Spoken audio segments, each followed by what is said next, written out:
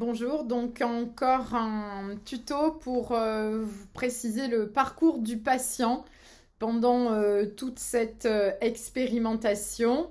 Donc le patient qui prend une thérapie orale anticancéreuse euh, est considéré comme étant responsable de son traitement. Cependant, le mode d'administration, même s'il est plus simple et moins invasif, il n'empêche qu'il génère quand même pas mal d'effets indésirables, tout à fait similaires à ceux qui sont observés dans les thérapies qui sont administrées par voie intraveineuse.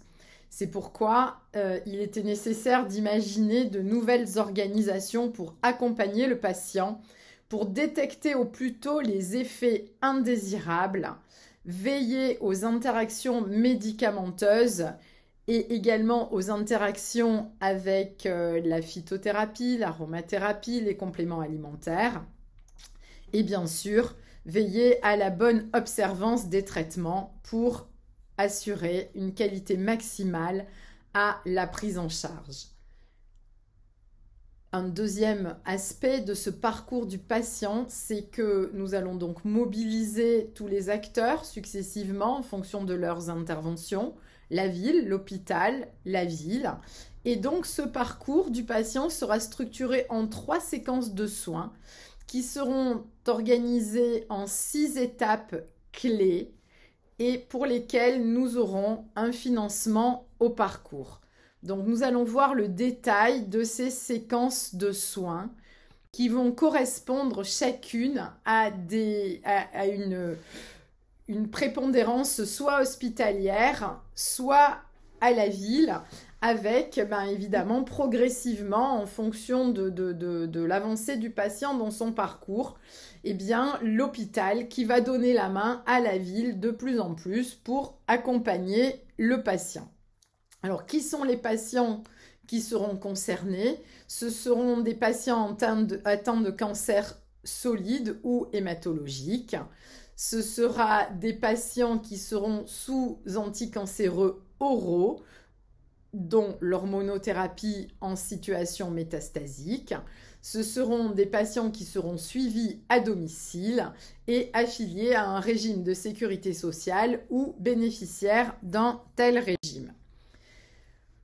On exclura un certain nombre de patients, donc là nous vous rappelons les critères d'exclusion, mais ce n'est pas nous qui procéderons à l'inclusion et ce n'est pas nous qui procéderons à l'exclusion.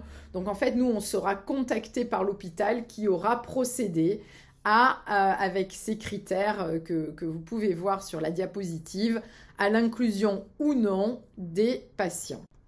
Dans ce projet Oncolink, on part d'un postulat, c'est vraiment le transfert du parcours du patient en fonction du moment où il est et en tenant compte des compétences de chacun et de l'expertise de chacun des professionnels de santé qui l'entourent selon où il en est, l'endroit où il en est dans son parcours, c'est-à-dire soit la ville, soit l'hôpital, soit son domicile. Du coup, on vous propose un exemple de parcours qui est basé sur une dispensation de chimiothérapie en officine. Donc, je vous disais 3 séances, 3 séquences de soins. Eh bien, la première séquence, c'est la séquence hospitalière où le patient a sa consultation d'annonce. Et où on va installer un traitement. La deuxième séquence, c'est une séquence d'installation progressive du traitement avec une surveillance particulière puisque le traitement c'est un nouveau traitement qui s'installe. Et puis une troisième séquence qui sera donc cette fois-ci beaucoup plus longue et qui correspondra à la mise en œuvre de ce traitement, on va dire en quelque sorte en routine mais pourtant en surveillant se rapprocher. Et donc vous voyez bien, le temps passé par l'équipe hospitalière au début est important et ensuite c'est le temps qui est passé par les professionnels de ville qui prennent ce relais. Donc on est vraiment dans un schéma ville, hôpital, ville. Donc encore une fois, vous pourrez nous contacter à chacune des étapes. Vous pourrez télécharger des outils. Vous aurez les contacts de la coordinatrice du projet au sein de notre URPS. Vous aurez des liens vers les fiches SFPO et tous les outils seront mis à disposition pour qu'ils soient accessibles facilement. Un dernier petit mot, n'oubliez pas de proposer aux patients qui seraient encore fumeurs, et malheureusement ça arrive, de leur proposer un sevrage tabagique, puisque bien sûr l'URPS PACA permet de financer des entretiens de sevrage tabagique pendant toute l'année. Donc n'hésitez pas à en faire profiter vos patients.